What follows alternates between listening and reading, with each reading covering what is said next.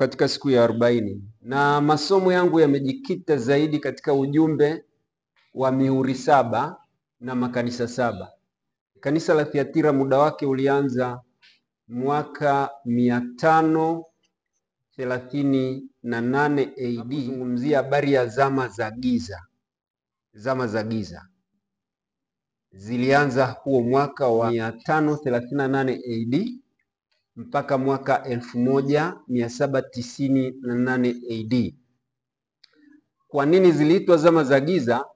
Hapo katikati ndipo ambapo ujumbe wa neno la Mungu uliharibiwa na shetani akafanikiwa kuingiza mapokeo ndani ya kanisa, na mapokeo aliyoyaingiza ndani ya kanisa ni pamoja na ibada ya miungu mitatu ya kipagani ambayo ilikuwa ikiabudiwa, na katika somo lililopita nimeeleza vizuri, ambayo ilikuwa ni Baali, Ashteroti na Tamuzi. Watoto huokota kuni, ndio tulikoishia jana.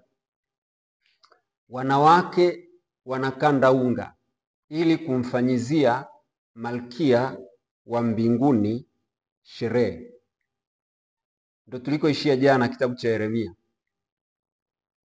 Anambia uone wanavyotenda katika miji ya Yuda na katika Yerusalemu. Ukishaona mahali kuni zinaokotwa, unga unakandwa, moto unawashwa, ni sherehe. Na sherehe iliyokuwa inafanyika ilikuwa ni sikukuu, na sikukuu yenyewe ilikuwa ni sikukuu, ni mojawapo ya sikukuu. Hii miungu yote ilikuwa imepewa sikukuu, ni mojawapo ya sikukuu, na sikukuu hii ilikuwa ni sikukuu ya huyu aliyekuwa anaitwa malkia wa mbinguni. Biblia imebainisha kabisa. Sasa sikukuu hii ndio nataka tuanze kuizungumzia kwa leo. Ni sikukuu ambayo imeingizwa wakati wa kanisa la Thiatira. Kwa maana alichofanya tu shetani ni kuingiza ile miungu, alafu zile tamaduni zake zote zikaingizwa. Na mojawapo ya jambo kubwa lilokuwa likifanyika ni kufanya sikukuu za hii miungu. Sasa wakati imeingia ndani ya kanisa, Mungu alikuwa ametoa maelekezo namna ambavyo kanisa linapaswa kufanya sikukuu kwa ajili ya utukufu wa Mungu. Lakini sasa kwa kuwa shetani amefanikiwa kuingiza haya mambo kanisani, na yeye anataka sikukuu zake ziadhimishwe kanisani. Na kama tulivyoona, aliyefanya mambo haya yote yakakaa sawa alikuwa ni Konstantini, ambaye sasa alifanikiwa kuunganisha Ukristo na upagani vikawa kitu kimoja. Na kama alivyofanikiwa kuwashawishi wapagani kwamba kubadili majina ya miungu yao, na kuwashawishi Wakristo kuita zile sanamu majina, wapagani walidai sikukuu zao nazo zionekane. Na hivyo mchakato ulianza taratibu kwa uhakika wa kuingiza hizi sikukuu. Na sikukuu mojawapo ambayo iliingia sasa ili kuja kuharibu ile sikukuu ambayo watu walikuwa wakiisherekea wakati huo, na ambayo ilikuwa ikimlenga Yesu Kristo mwenyewe wakati wa Agano la Kale, ilikuwa ni sikukuu ya Pasaka iliyokuwa ikiadhimishwa. Shetani alianza kuwakamata kabila la Yuda mapema kabisa. Wakaacha kufanya zile sikukuu za Pasaka kama ilivyokuwa imeamriwa, wakageukia mapokeo ya hii miungu, na wakaanza kwenda kumtolea huyu malkia wa mbinguni na kumfukizia uvumba. Na Yeremia alipowaambia waache, walimjibu tu neno moja. Katika kile kitabu cha Yeremia sura ya 44 fungu la 15 na 19, anasema, ndipo watu wote waliojua ya kuwa wake zao waliwafukizia uvumba miungu mingine, na wanawake wote waliosimama karibu na mkutano mkubwa yaani watu wote waliokaa katika nchi ya Misri, katika Pathros, wakamjibu Yeremia wakisema, fungu la 16, neno lile ulilotuambia kwa jina la Bwana sisi hatutakusikiliza. Unasikia? Israeli wanamkataa Mungu, wanakwenda kufanya sikukuu ya huyu malkia wa mbinguni, kwa sababu wanasema walipofanya hivyo walifanikiwa. Kuna wakati mafanikio yanapokuja, alafu watu wakaangalia yale mafanikio wakiona yamepatikana kupitia nguvu zao au nguvu nyingine, wanaamua kumwacha Mungu aliyewaumba, na hivyo wanaelekea katika jambo lile, hata kama ni swala Mungu ameruhusu litokee ili kupima imani yao, kama watasimama wakati wa taabu ili aweze kuwaletea neema kubwa huko mbeleni.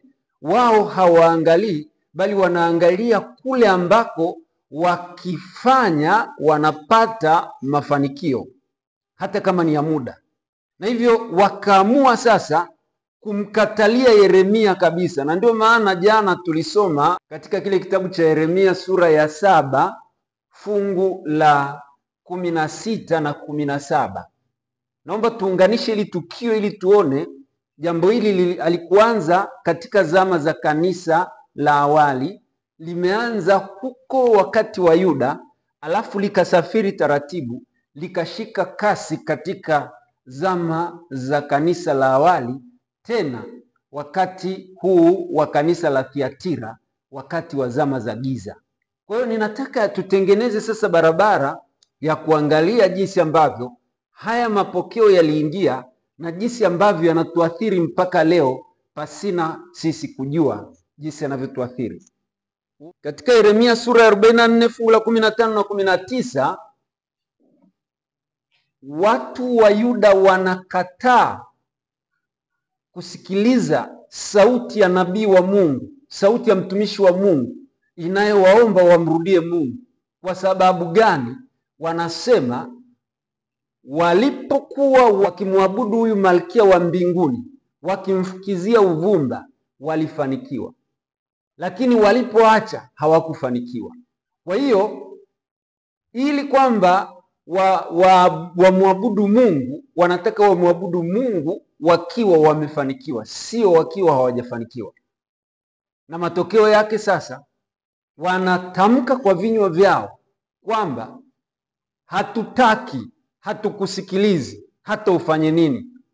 Na jambo hili unaweza ukaliona hata leo. Ukiwaambia watu acheni kuabudu sanamu, acheni kuinamia sanamu za hii miungu mitatu, acheni kupiga magoti kwenye hizo sanamu, wanakuambia hatukusikilizi. Ndio lugha iliyoko duniani leo, kwamba hii sauti haijaanza na sisi leo, ilianza toka wakati huo. Sisi ni kama tu sasa kizazi hiki kimepata urithi, na bila kutumia nguvu ya ziada hatuwezi kutoka katika janga hili. Bwana Yesu asifiwe. Kwa hiyo unaweza ukaona wanakataa sauti ya nabii, lakini nabii anaendelea kuwaombea Mungu awarehemu. Na kwa kuwa wamemkataa Mungu, kwa sababu kukataa kusikiliza sauti ya nabii ni kumkataa Mungu, wamekataa kusikiliza sauti ya Yeremia, Mungu naye anamwambia Yeremia usihangaike kuwaombea, hawataweza, kwa sababu bado wanaendelea na tabia ya kufukizia uvumba malkia wa mbinguni. Yeremia sura ya 7 fungu la 16 anasema, usiwaombee watu wa Yuda, wala usipaze sauti yako kunisii, kwa maana sitakusikiliza. Huoni wanayoyatenda katika miji ya Yuda na katika njia kuu za Yerusalemu? Watoto wanaokota kuni na baba zao huwasha moto, na wanawake wanakanda unga kumfanyizia mikate malkia wa mbinguni. Tendo cha Yeremia kuwaambia wamsikilize Mungu, alafu wenyewe wanamwambia Yeremia hatutakusikiliza kwa sababu hatuoni faida kanisani. Kwani hamjawahi kusikia maneno kama haya? Wenyewe wanasema tulipokuwa tukifukiza uvumba kwenye hiyo miungu na kutambikia tulifanikiwa. Kwa hiyo ni nini kinacholeta shida hapa? Ni kwa sababu mtu haoni faida ya kile anachokifanya kanisani, na hivyo anaamua kukataa. Na baada ya hivyo wakamwambia, hatutakusikiliza, bali sisi tutafanya kama nafsi zetu zinavyotaka. Tena wanasema kabisa, tutafanya kama jinsi tunavyotaka wenyewe, na tutaendelea kummiminia huyu malkia wa mbinguni vinywaji. Na Mungu anamwambia Yeremia, basi usiwasikilize, usiwaombee, kwa maana wamekataa, lakini waambie kwamba wanajiletea madhara kwa nafsi zao wenyewe. Na kilichokuwa kinafanyika hapa sasa ni kutengeneza sikukuu ya mwanamke aliyekuwa anaitwa Easter. Ndio walikuwa wanafanya sikukuu ya Easter kwa kukanda mikate, kuwasha moto na kumimina sadaka za vinywaji. Ilianzia wapi? Zamani hizo. Na ni sherehe ambayo wapagani waliamini ni sherehe kubwa kuliko zote ya Ishtari, baadaye akaitwa Easter, aliyokuwa akimfanyia mwanawe Tamuzi. Na kwa nini alikuwa akifanya sherehe? Kwa mujibu wa mapokeo hayo ya sherehe hiyo, wanaamini kwamba Tamuzi alipozaliwa alifariki. Baada ya kufariki, wanawake wote wakaungana na huyu Easter kumlilia Tamuzi kwa siku 40. Kwa hiyo walijivika magunia, wakajimwagia majivu mwili mzima. Walivyokuwa wanafanya sherehe, walikuwa wanajimwagia majivu mwili mzima, wakaanza kuomboleza. Ndio msingi wa ibada hii ya sikukuu ya Easter, ndio msingi wake huko hapo. Na ni sikukuu mbovu kabisa ya kipagani, lakini watu wameiadapti kwa kuto kujua. Katika Ezekieli 8:15 anasema, akaniambia, mwanadamu, umeyaona haya? Utaona tena machukizo makubwa kuliko hayo. Kimsingi Ezekieli sura ya 8 yote inazungumzia machukizo yanayotokana na taifa la Yuda kuabudu hii miungu mitatu ambayo tumeanza kuizungumzia toka jana, yaani jua, mwezi na nyota, na wahusika wote wanaohusika hapo. Na Ezekieli sura ya 8 Mungu anasema ni machukizo makubwa yanayofanyika, na ni makubwa kwa sababu kuanzia Yuda kule walishindwa kabisa kuachana nayo. Ndio maana wanamwambia nabii wa Mungu, hatutakusikiliza utakachosema, sisi tutaendelea na mambo yetu. Sasa kuna hii sikukuu iliyokuwa sasa ndio iliyosababisha Yuda wakakataa kumwabudu Mungu, na Mungu akamzuia Yeremia asiwaombee. Ni sikukuu ya huyu malkia ambayo iliingizwa kanisani kama mapokeo, alafu leo watu wanaendelea kuiabudu na wanasema ni sikukuu ya Easter.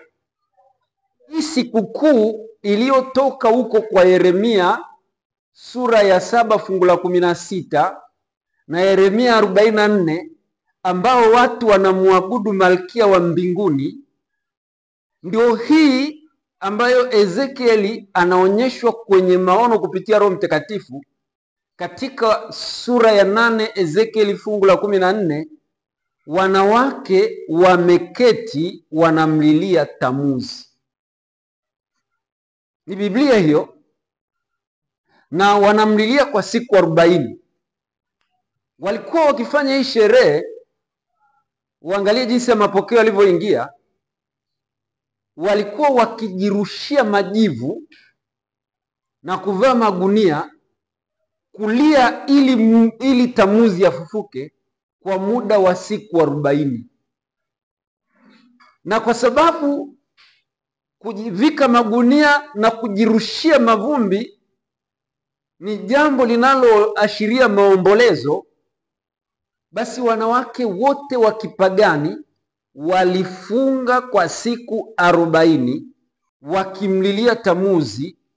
Na wakati wa kanisa la Thiatira, wakati Konstantine ameingiza ibada hii ya hii miungu kanisani, ile siku ya kwanza walipokuwa wakianza ile sherehe ya siku 40, walipokuwa wakijirushia majivu, leo ndio inaitwa Jumatano ya Majivu.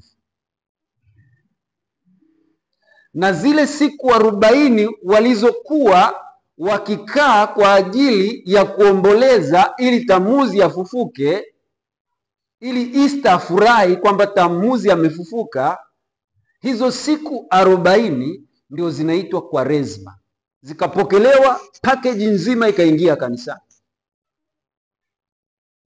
Na ilipoingia kanisani, unaweza ukaona imeingia Jumatano ya Majivu, giza linaingia kanisani. Zama za giza, ndio maana tunasema unaposoma zama za giza huwezi ukaelewa mpaka uingie in detail na uingie ndani kabisa.